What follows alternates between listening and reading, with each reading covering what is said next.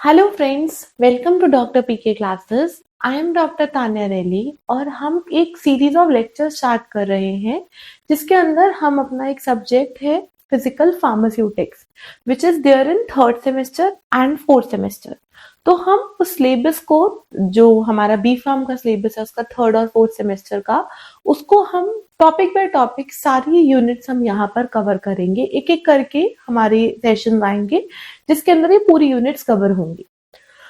आज की उस लेक्चर सीरीज में हम पहला टॉपिक स्टार्ट करने वाले हैं which is solubility and its expression. तो अगर मैं क्लास को स्टार्ट करने से पहले आपको थोड़ा सा ब्रीफ बताऊं कि this is the syllabus for physical pharmaceutics 1 which is the third semester. ये हमारे थर्ड सेमेस्टर का सब्जेक्ट है। इसका जो सिलेबस है थर्ड सेमेस्टर का वो है ये सिलेबस। आप देख सकते हो ये अलग अलग यूनिट्स है और हम इसकी फर्स्ट यूनिट स्टार्ट करने वाले हैं which is solubility of drug. और सॉल्युबिलिटी ऑफ ड्रग का जो पहला टॉपिक है सॉल्युबिलिटी एक्सप्रेशन। आप देख सकते हो हम एक एक करके सारे ये टॉपिक्स डिस्कस करेंगे अपने अलग अलग लेक्चर्स में। So let's start with the first topic which is solubility expression. Solubility expression मतलब होता है उसको कैसे रिप्रेजेंट करते हैं। उसको पढ़ने से पहले हमें यह पता होना चाहिए कि सॉल्युबिलिटी होता क्या है। मेरे पास एक कंपाउंड है जो कम क्वांटिटी में प्रेजेंट होता है, that is called as solute. उसको हम किसी व्हीकल में, किसी सॉल्वेंट में डालते हैं। जो चीज कम क्वांटिटी में प्रेजेंट है उसको सॉल्यूट बोलेंगे, जो ज्यादा क्वांटिटी में प्रेजेंट है उसको सॉल्वेंट बोलेंगे। तो जब हम सॉल्यूट को सॉल्वेंट के अंदर डालते हैं तो ऐसा हो सकता है सॉल्यूट सॉल्वेंट में डिसॉल्व हो जाए, तो हम कहेंगे ये एक सॉल्यूशन बन गया। और अगर सॉल्यूट सॉल्वेंट के अंदर सॉल्युबल नहीं होगा तो हम बोलेंगे कि ये एक डिस्पर्जन बना है। तो सॉल्युबिलिटी की मतलब है कि हमने एक सॉल्यूट लिया, उसको एक सॉल्वेंट में डाला, अब कितना सॉल्यूट उस सॉल्वेंट में डिसॉल्व हो रहा है, घुल रहा है, वो होता है सॉल्युबिलिटी। एक तरीके से ये हमारी कंसंट्रेशन को रिप्रेजेंट कर रहा है कि वो सॉल्यूट कितनी कंसंट्रेशन में प्रेजेंट है उस सॉल्वेंट के अंदर। अगर आप देख सकते हो solute is defined as the substance that is dissolved in a given solution. अब जो हमारा सॉल्यूट है वो कम क्वांटिटी में है, लेकिन वो सॉलिड भी हो सकता है, लिक्विड भी हो सकता है, गैस भी हो सकता है। जो लिक्विड जिसके अंदर हम डिसॉल्व करते हैं उसे कहते हैं सॉल्वेंट। अगर सॉल्यूट सॉल्वेंट में डिसॉल्व हो गया मतलब वो सॉल्यूशन बन गया। सॉल्यूशन बन गया मतलब वो हमें क्लियर वन फेज दिख रहा है, दैट इज होमोजीनियस। लेकिन अगर सॉल्यूट सॉल्वेंट में डिसॉल्व नहीं होगा, डिस्पर्जन बनेगा, that would be two phase, तो उसको बोलेंगे हेट्रोजीनियस सिस्टम। तो यहां पर हमारा सॉल्यूशन जो बन रहा है वो होमोजीनियस बन रहा है। अब जो देखो, आप देख सकते हो सॉल्यूट कम क्वांटिटी में प्रेजेंट है, सॉल्वेंट ज्यादा क्वांटिटी में प्रेजेंट है। अब एब्सोल्यूट या इंट्रिंसिक सॉल्युबिलिटी होती है कितना अमाउंट ऑफ सॉल्यूट आपके सॉल्वेंट में डिसॉल्व हो रहा है, that is your solubility. Amount of solute per unit आपका कितना सॉल्वेंट यूज हो रहा है, दैट इज योर सॉल्युबिलिटी। अब क्वेश्चन आता है, सॉल्युबिलिटी हमें समझ आ गया, नेक्स्ट क्वेश्चन आता है इसको एक्सप्रेस कैसे करें। एक तरीके से सॉल्युबिलिटी कंसंट्रेशन है सॉल्यूट की। आपके दो मेथड्स हम पढ़ेंगे उनको एक्सप्रेस करने के। एक मेथड यूएसपी में गिवन है which is not exactly quantitatively. दो टर्म होती है, एक होता है क्वालिटेटिव, एक होता है क्वांटिटेटिव। जो क्वालिटेटिव का मतलब होता है कि क्वांटिटी नहीं बताना, सिर्फ एक रेंज बता देना या एक वैल्यू बता देना, मतलब एक रेंज जिसमें लाई करता है उसको बता देना इज क्वालिटेटिव। और कितनी क्वांटिटी में प्रेजेंट है दैट इज क्वांटिटेटिव। जो पहला मेथड है जो यूएसपी में यूनाइटेड स्टेट फार्माकोपिया और उसके साथ उसकी नेशनल फॉर्मुलरी आती है, तभी आपने टर्म देखी होंगी USP NF. NF is national formulary and USP United state pharmacopoeia. These are the parts of United States of America की नेशनल फॉर्मुलरीज हैं। उसके अकॉर्डिंग उन्होंने सॉल्युबिलिटी को, ये एग्जैक्टली क्वांटिटेटिव नहीं है, ये रेंज बताती है, ये 7 कैटेगरीज में डिवाइड करती है। याद कैसे करेंगे? तीसरे नंबर पर है सॉल्युबल, उससे ऊपर very soluble, freely soluble, soluble, उसके नीचे sparingly, slightly, very slightly, practically insoluble. ये 7 हमें चीजें याद होनी चाहिए। अब किस चीज को बोलेंगे वेरी सॉल्युबल? अगर मेरा यहां पर हमें सॉल्यूट का अमाउंट कांस्टेंट रखना है 1 ग्राम, 1 ग्राम सॉल्यूट डिसॉल्व करने के लिए 1 ml से कम लिक्विड अगर लगा तो उसे बोलेंगे वेरी सॉल्युबल। अगर 1 ग्राम सॉल्यूट को सॉल्युबल करने में 1 से 10 ml, मतलब 1 ml, 2 ml, 3 ml, 4 ml, इसके बीच में कुछ भी ml अगर लग रहा है उसे बोलेंगे फ्रीली सॉल्युबल। अगर उसको 10 से 30 ml लग रहा है उसे बोलेंगे सॉल्युबल। 30 से 100, 100 से 1000, 1000 से 1000, मोर देन 10,000, 1000 से 10,000, मोर देन 10,000। तो ये आपको अच्छे से याद करना, और इसमें मेन चीज याद करने वाली है कि यहाँ पे सॉल्यूट हर केस में 1 ग्राम है, और ये अमाउंट इन ml, ये है आपके सॉल्वेंट का 1 ml, 1 से 10 ml, it is not in litre, it is ml. So this is the one way of expressing solubility. Another way is the representation in quantitative. So quantitatively कि exact कितनी quantity है, 2 ग्राम पर ml है, 3 ग्राम है, 4 ग्राम है। Freely soluble का ये मतलब है कि 1 से लेके 10 ml, 1 से लेके 10 ग्राम, 1 ग्राम 1 से लेके 10 ml में किसी में भी हो सकती है, लेकिन एग्जैक्टली कितने ml में है वो एक्सप्रेस करने के लिए हम क्वांटिटेटिव मेथड्स यूज करते हैं, जिसमें मल्टीपल चीजें हैं, जैसे कि normality, molarity, molality, mole fraction, percentage concentration, PPM and PPB. इन सब चीजों को हम एक एक करके डिटेल में पढ़ेंगे। अब आपको इसके अंदर ये समझना जरूरी है कि ये नंबर ऑफ ग्राम इक्विवेलेंट क्या होता है। This is very very important. तो अब अगर मैं इसको डिस्कस करूं, हमारा नंबर ऑफ ग्राम इक्विवेलेंट क्या होगा? वो होता है given weight divided by equivalent wait. Equivalent weight अभी हमने पढ़ा था नंबर ऑफ मोल्स में होता है given weight by molecular wait, लेकिन नंबर ऑफ ग्राम इक्विवेलेंट में है given weight by equivalent wait. अब ये समझते हैं इक्विवेलेंट वेट क्या होता है। इक्विवेलेंट वेट जो होता है वो होता है हमारा मॉलिक्यूलर वेट डिवाइडेड बाय, अगर मेरा एसिड होगा तो हम उसकी बेसिसिटी लिखेंगे, अगर मेरा कोई बेस होगा तो हम डिवाइड में लिखते हैं उसकी एसिडिटी। और तो इसीलिए अलग अलग कंपोनेंट के लिए एसिडिटी, बेसिसिटी है, तो हम एक कॉमन सी चीज बोल देते हैं that it is molecular weight divided by n factor. तो अब हमें ये तो पता है मॉलिक्यूलर वेट क्या होता है, हमें ये समझना है कि n फैक्टर क्या होता है। तो देखो n फैक्टर होता है कि अगर मैं एक एसिड की बात करती हूं तो एसिड के पास कितने हाइड्रोजन है जो रिप्लेस हो जाएंगे, और किससे रिप्लेस होंगे? एसिड बेस से रिएक्ट करेगा तो सॉल्ट एंड वाटर बनाएगा, तो एसिड के कितने हाइड्रोजन बेस से रिप्लेस हो जाते हैं, तभी हम इस n फैक्टर को एसिड के केस में बेसिसिटी कहते हैं। अगर मैं एग्जांपल दूं HCl, तो HCl के अंदर एक हाइड्रोजन है जो अगर मैं इसके अंदर एक बेस डालूंगी तो वो बना लेगा NaCl। तो एक हाइड्रोजन को रिप्लेस करके यहां पर बेस आ गया। सो इसका n फैक्टर, या फिर हम कह सकते हैं इसकी बेसिसिटी है 1। ऐसे ही हमारे पास एक केस हो सकता है, जैसे अगर हमारा एक और एग्जांपल हो सकता है H2SO4।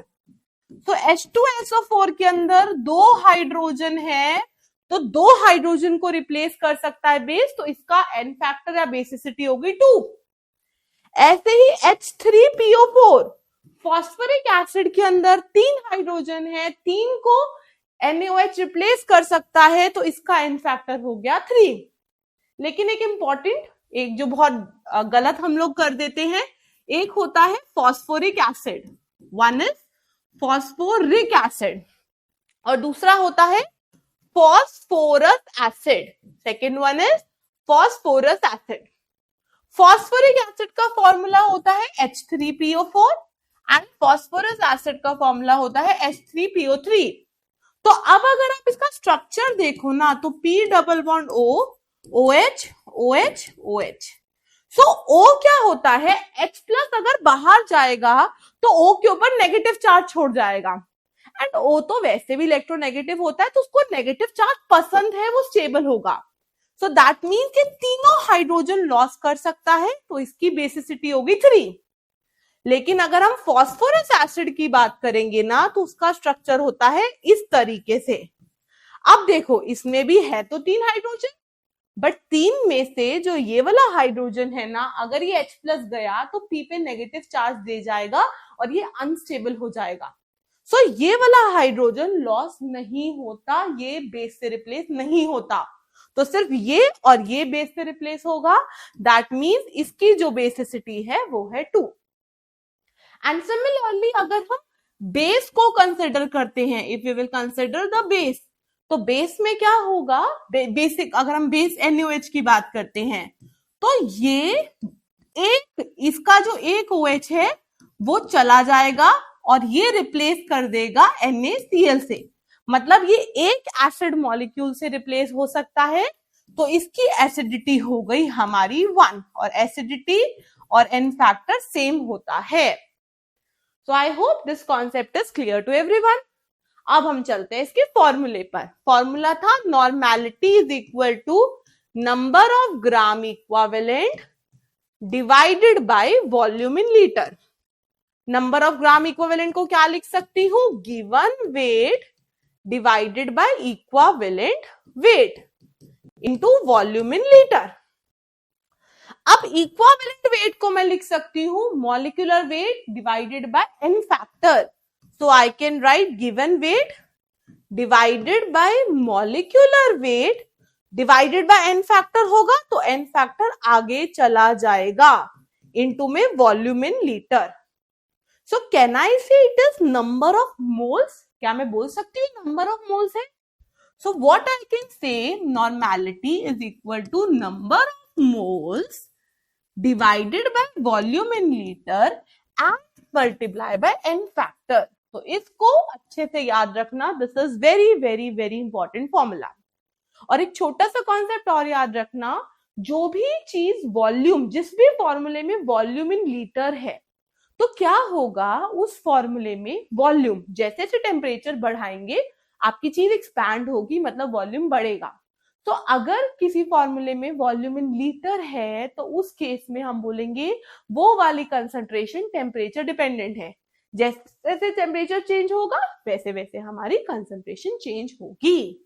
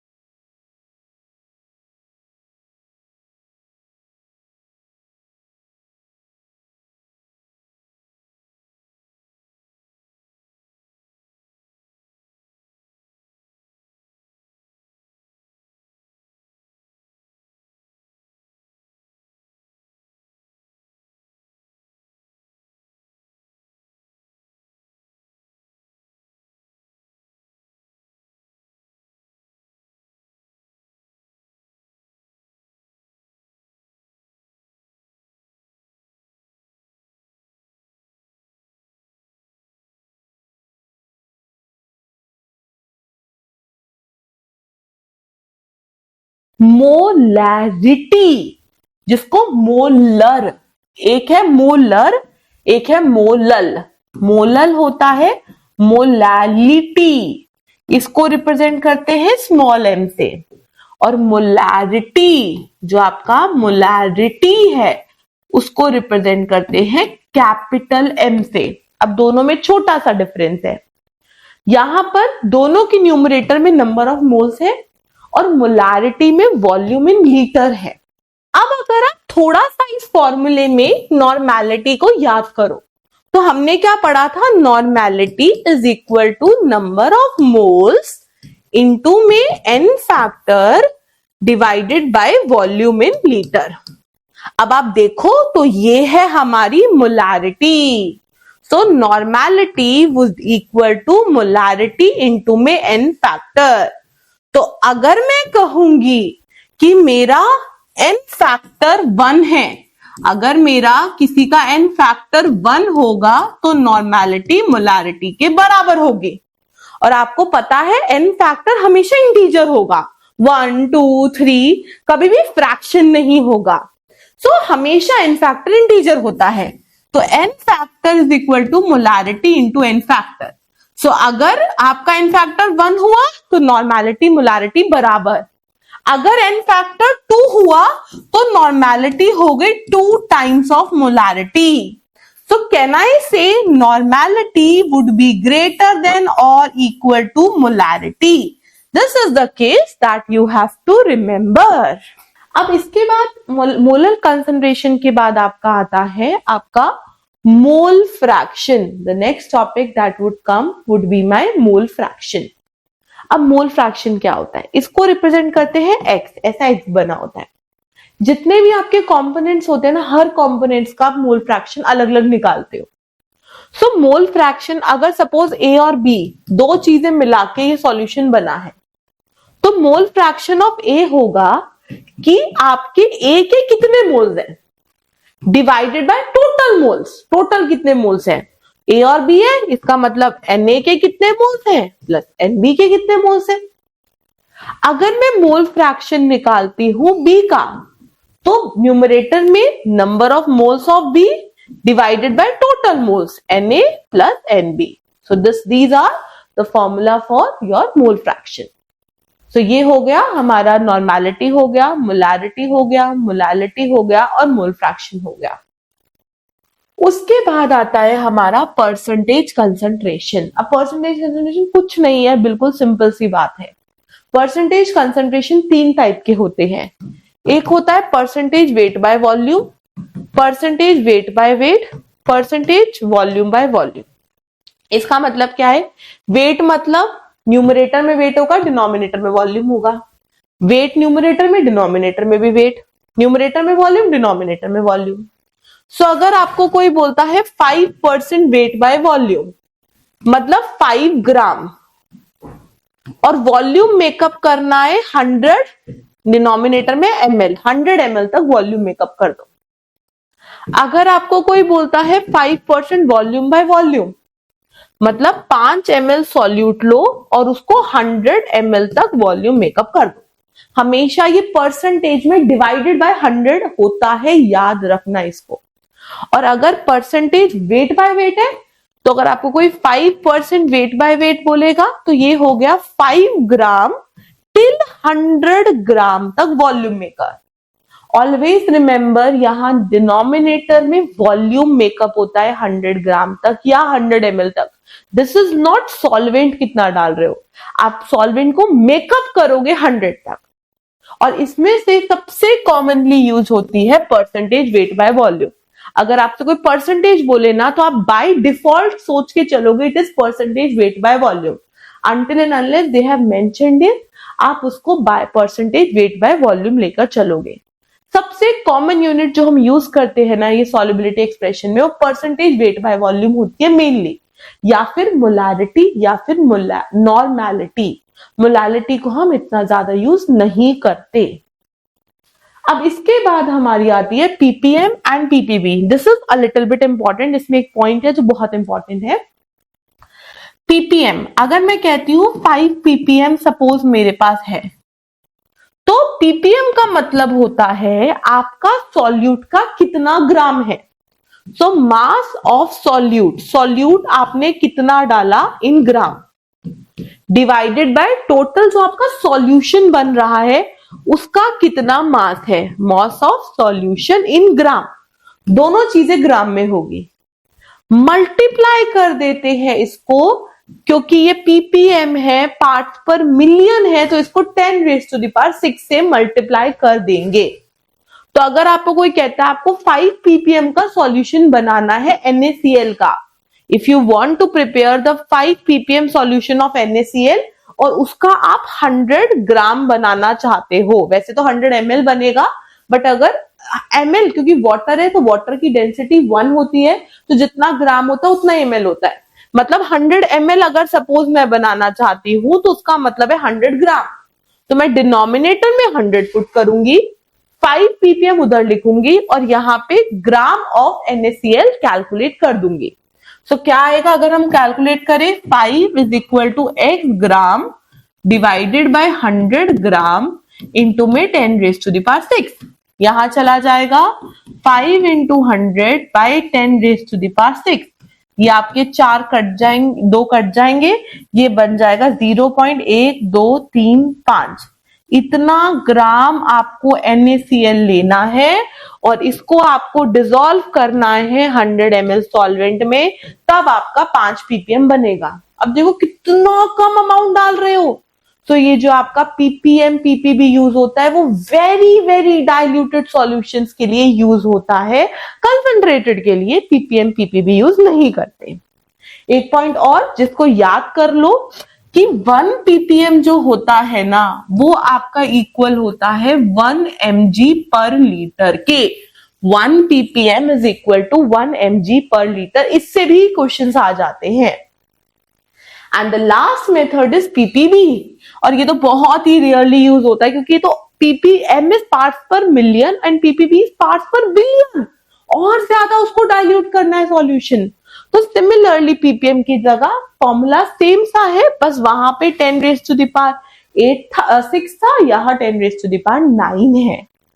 तो एक चीज और इंपॉर्टेंट, 1 ppm किसके इक्वल था, 1 mg पर लीटर। अब जो 1 ppb है वो और डाइल्यूट सॉल्यूशन बन गया, आपकी 10⁻³ और डाइल्यूशन आपने करी। सो mg को अगर और 3 टाइम डाइल्यूट करेंगे तो ये बन जाएगा 1 माइक्रोग्राम पर लीटर। तो इसको भी याद कर लेना, ये आपका कहीं ना कहीं किसी ना किसी पॉइंट पर यूज होगा। So this is all about our solubility expression. And next topic में हम आते हैं अगला अपना टॉपिक लेके। And I hope you like this video. और अगर आप लोग नोट्स वगैरह डाउनलोड करना चाहते हो इन क्लासेस के, तो ये कोर्स का लिंक है, इसको आप देखकर इसको स्कैन करके आप इनके नोट्स भी डाउनलोड कर सकते हो। Thank you everyone.